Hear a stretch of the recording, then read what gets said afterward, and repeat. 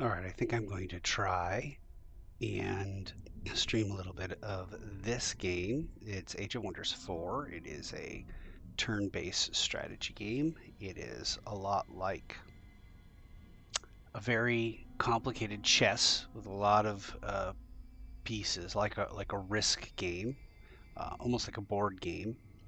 Only it doesn't have a board game feel to it. You don't roll dice and go around the outside or anything along those lines. It's very much map oriented. It is one of my favorite games because it deals with a lot of tactical and strategic ideas and combats.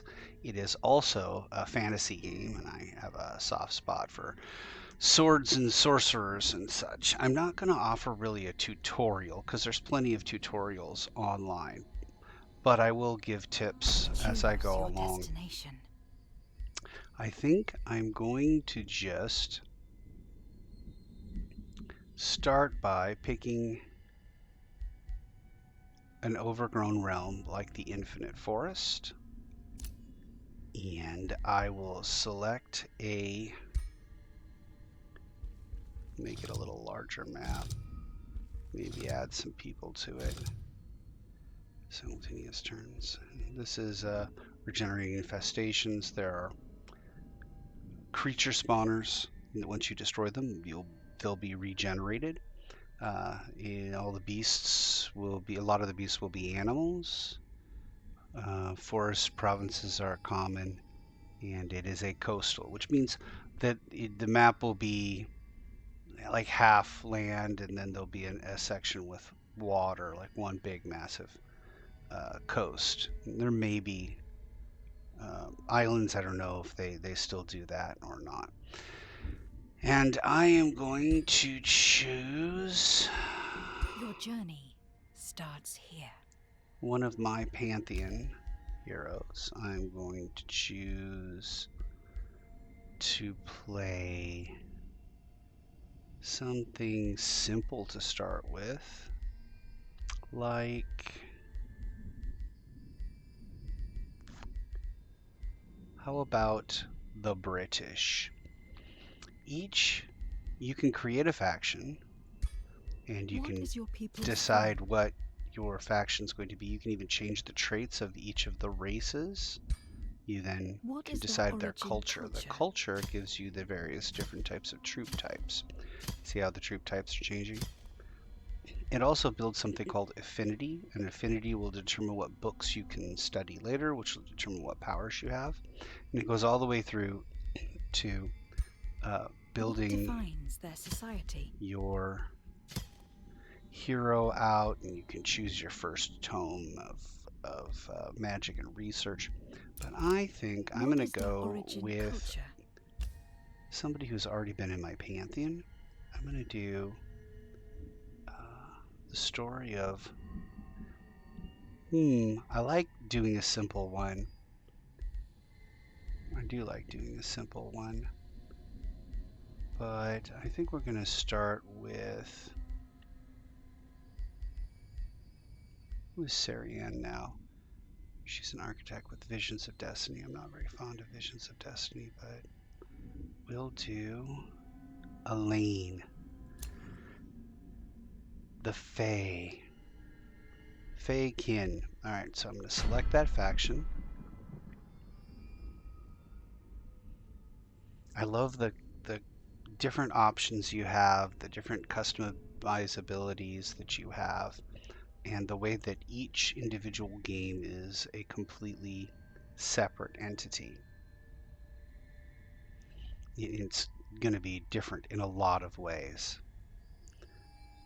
So I've built these people to be very magic or in orientation, and they're going to have you need to rely a lot on evasion and mist to avoid getting hit instead of high armor values. Their race is elusive, which gives them defense and resistance against retaliation attacks and opportunity attacks. This allows me to have a lot of ranged units that won't be pinned in by melee units. They are harder to hit by ranged attacks, and uh, they have an increased chance to cause other people to fumble. They are druidic in nature, which means that they have a lot of bonuses to terraforming, and various different terrains give them other bonuses, and they're devotees of good, which means the more good I do, the happier my people will be. The culture is mystic summoning. Summoning is a subset of mystic, and this means that we're magic users who focus on summoning various different types of troops. And it tells you what your starting magic is. I got Conjure Astral Ward, which creates a pillar on the battlefield, and Mark Invulnerability, which makes somebody completely invulnerable to attack. And here's the opening map. You can pull way out. If you pull out, you will see the compass, which tells you, because you can turn the map, and you might turn it in such a way that it's no longer aligned. And finding the compass is helpful if you want to realign your map somewhat. And then you can pull back in, and these here are astral echoes. Above here, you will occasionally see various different things that you can collect. Obviously, you start with gold and you start with mana, and you have an income. And you want to watch your income to make sure that you have enough of it. But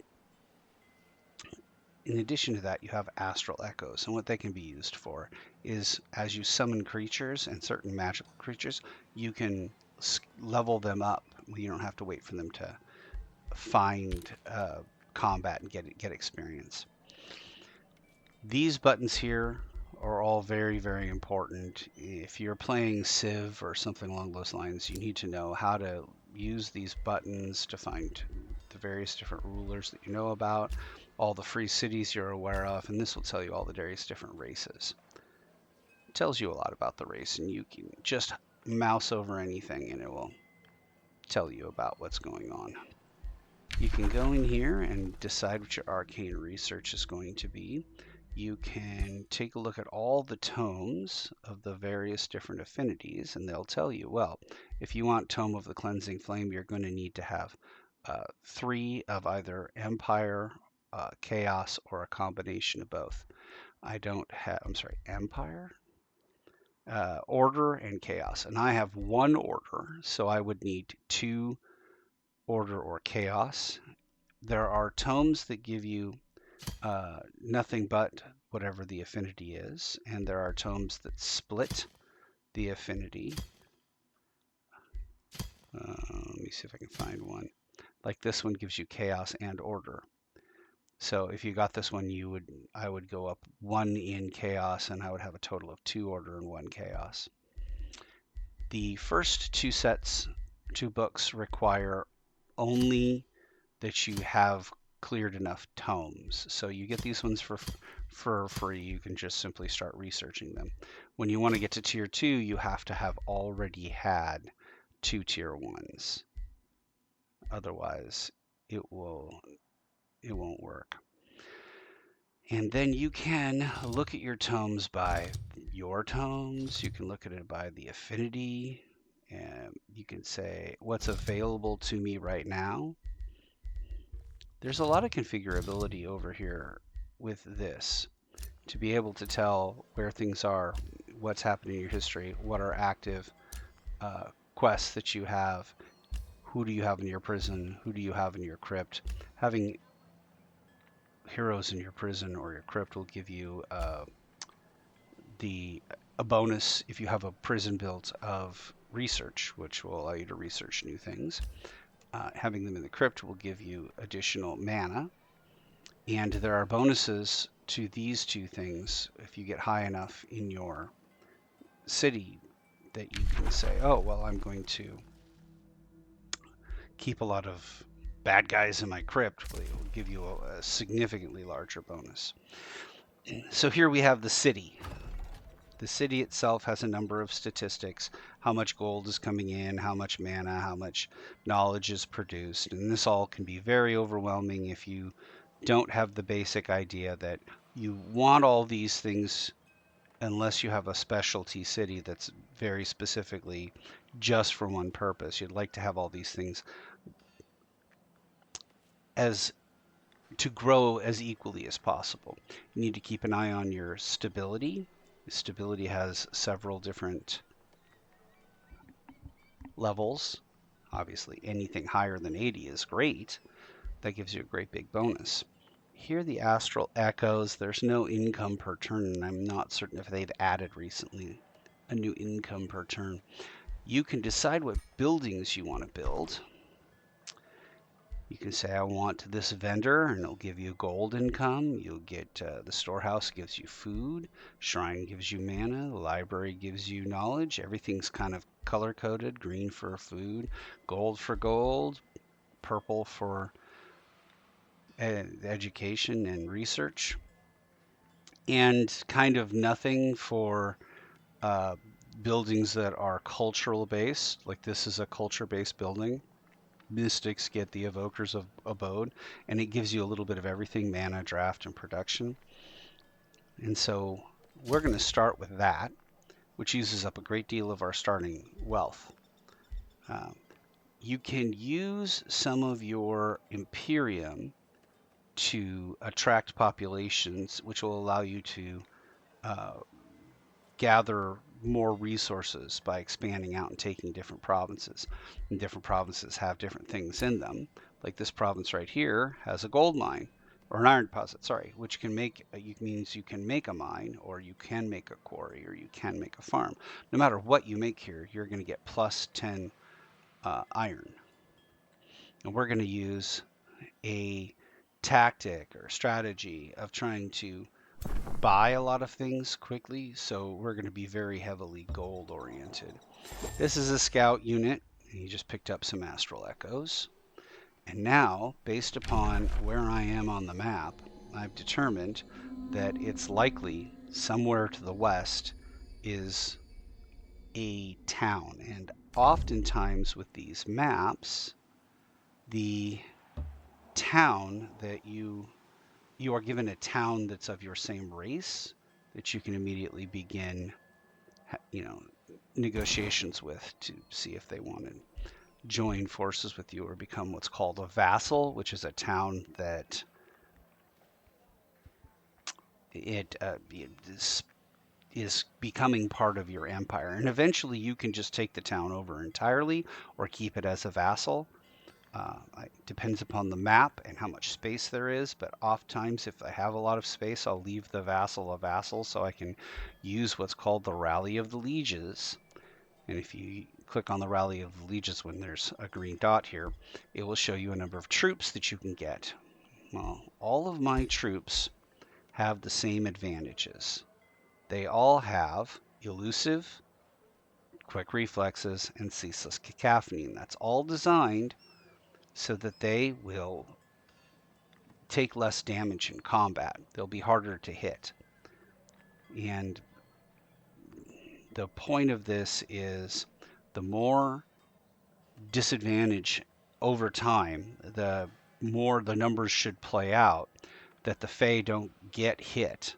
Now, we have other units that we can promote with those astral echoes, and we can put them in the front lines, but the Fey will stay in the back and they'll fight it out from a distance with their magic.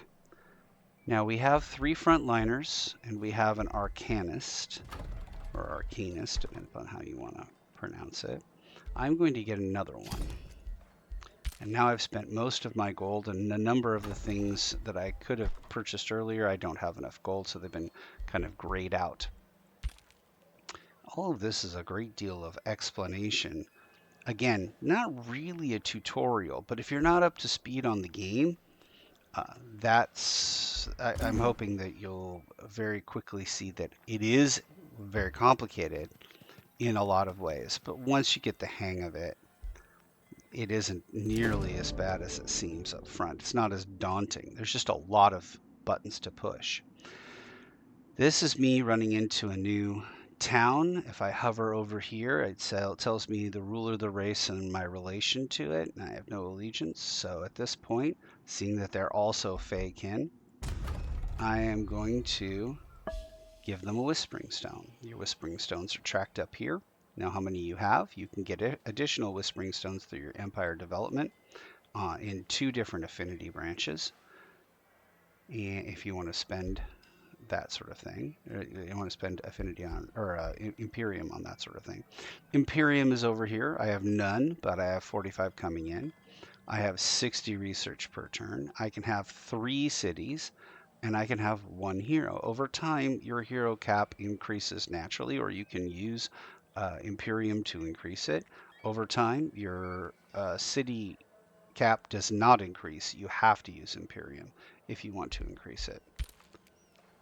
And this is the story of the Fey. The Fey, originally starting at Crystal Grove, moved northwest and found Celestial Haven. The one next to it is their population level at this point. When you're done with your turn, you can check and see, do I have any spells that I want to cast? Of course I don't have any because it's the beginning of the game. And then I end the turn. It goes through a brief period where it says opponents are moving. That's where bad guys move, as the turns are set to simultaneous here. And now this scout is looking for another area to settle, to build another town. And it looks like we might be getting close to the coast here. Yeah, oh, all right, well, not too close to the coast. We could probably settle another town. Well, all right, so we've got Celestial Haven, which is going to take up most of that area and can go north. I think maybe another town off to the west, and we'll let Crystal Grove kind of overtake a lot of this area. All right, having determined that, I think what we'll do is do our first combat. Now, you can allow the AIs to use combat spells. You can, or you can not. There's an auto combat, which just really quickly runs through the combat without taking a lot of time. And then, of course, you can retreat, which I don't want to deal with this right now. Hitting retreat allows you to do something else. If you're playing multiplayer and you have an ally that wants to get in on a battle with you, which is, in my opinion, the coolest part of this game, you may not want to go ahead with that battle. They may say, wait, hold on, I've got troops in the area, and then you can retreat out and you don't suffer any negatives. It's not like you can only do it once per turn or anything. You can see what you're fighting. It'll tell you what the melee strikes are: 17 per, 22 per, and 15 per. And you can see your own people. Well, we do 12 and 14, and then we can shoot lightning bolts for 10. So we're going to auto this combat, and because there is only myself and the computer in it, and there's no other person on my side, I can say, well, I don't like these results. Two of my units died. That's 2/5 of my army. That's 40%. I want to retry it. Or you could watch the replay to see what happened, or you could just accept the results and hit close. But I'm going to hit retry, and I'm going to try to manually make this different. This is the story of Maravach's Maravax. I think it'd be Maravash. I think it would be Maravash.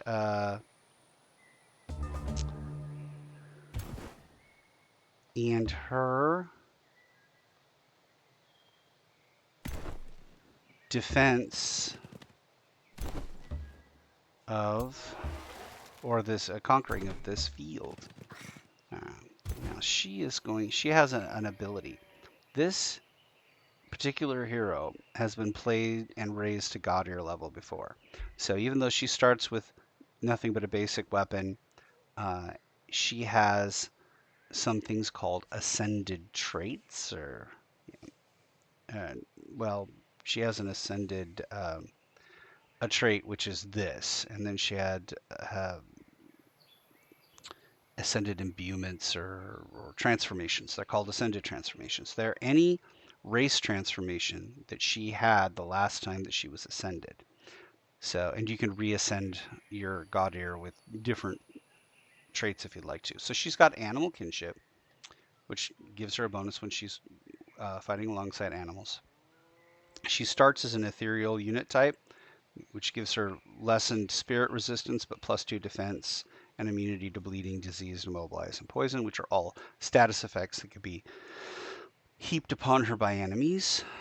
She has Fey touched, which gives her Fey guile, and she has magical wards, which give her all sorts of resistance. She herself is a master summoner, which comes from her uh, chosen class and her ruler type. And she also has Reveler's Heart, which gives her 50% morale from all sources, any positive morale. And she has this volatile summons that comes from her Litherite orb.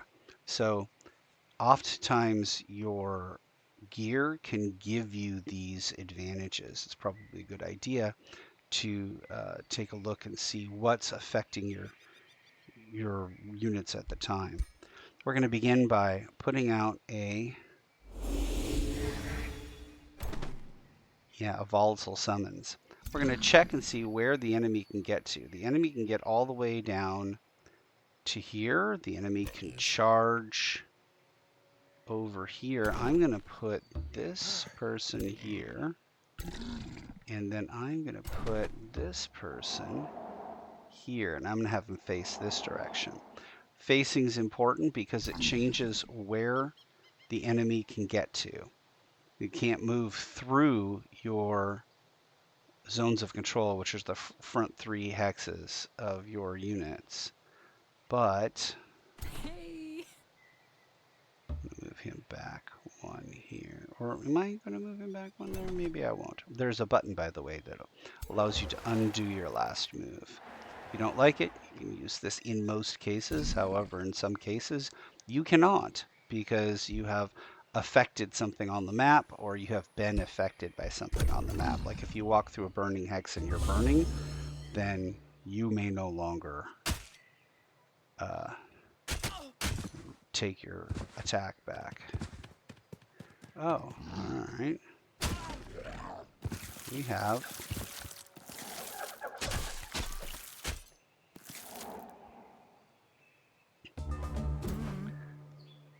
now, as you can see right here, you see these numbers that pop up. This means that I have a roughly 50% chance to hit the bad guys with each of these abilities.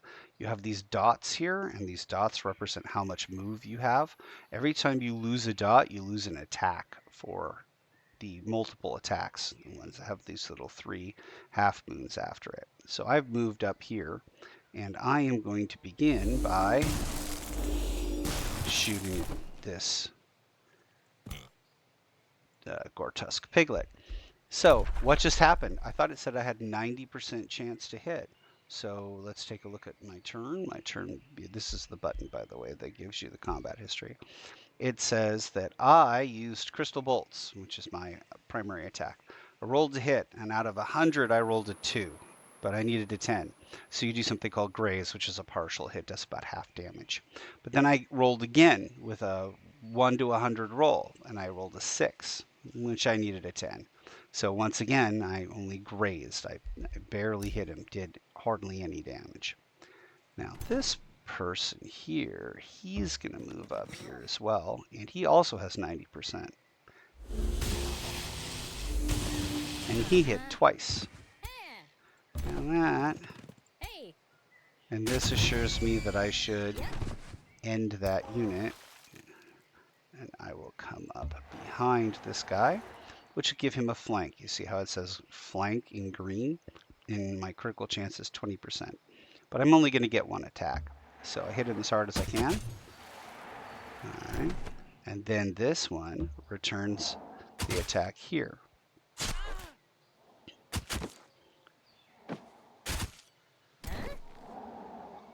And now I am thinking that I'm not going to bother attacking this unit. I will do 20 points to him somehow, was sundering his resistance probably. But he's going to retaliate and do 14. And if he just attacks me, he does 42 with a 15% fumble chance. So I'm going to use this Mark of Invulnerability spell on this guy, making him completely invulnerable, and allows me to attack 3 times and do 24 points of damage. Now the different types of units matter. This unit here is a fighter unit. They're kind of the most versatile, the fighter units. No obvious specializations or counters. They're melee, and if you get in close to them, they can pin you. This here is a shield unit. Shield units give, when they go on defense, they give shield wall, which is a bonus to defense to everybody around them. Here are some polearm units. Polearm units are useful in defending against charges by shock troops. These guys here were shock troops, the Gortug piglets. The shock troops will break your defense and remove your retaliations. And this, of course, is my ruler. And ruler units are heroes, but very specific heroes. They're in charge of your entire group. And this is a battle mage unit. And this battle mage unit, just like an archer unit or a support unit, they are best used behind a line of troops that will defend them from melee attacks, as their attacks cannot be used when they're in the enemy zone of control. And this unit right here, as soon as I click on it, you see these little eyes appear. That's the enemy's zone of control. You can't move through it. You can move into it, but not through it. And if you are standing in it, you can't use many abilities. When I'm done with my turn, which I am, there are no dots left and there are no units to move. I hit end turn, and then this guy is going to move all the way around here and come after my ruler. And that guy fumbled his attack due probably to a number of factors, but the key factor, since his morale is low, is the ceaseless cacophony. And that ceaseless cacophony was his undoing. And now I will use backline units first.